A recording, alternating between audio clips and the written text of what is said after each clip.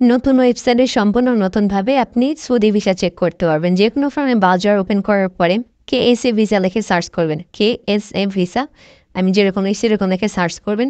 তারপর প্রথমে যে ওয়েবটা আসবে দেখেন ওয়েবসাইটটা কেএসএ ভিসা, ওইখানে ক্লিক করবেন।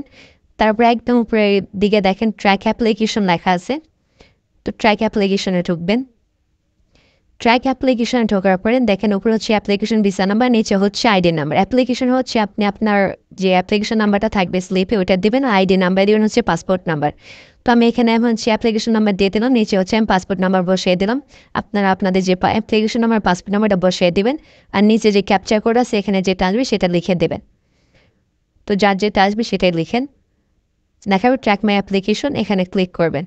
তো দেখেন আমার এখানে চলে আসছে, এখানে যে ভিউ আছে ভিউ ক্লিক করলে সম্পূর্ণ ডিটেলস দেখতে পাবেন। তো ভিউ ক্লিক করার পরে দেখেন আমার সম্পূর্ণ ডিটেলস এখানে চলে আসছে। এখানে আপনার সব কিছু ডিটেলস দেখতে পারবেন। তো এটা হচ্ছে নতুন সার্ভার, একদম নতুন নিয়মে দেখতে পাবেন। আগের সার্ভার দেখা যাচ্ছে না, তো এটা হচ্ছে নতুন সার্ভার দিছে।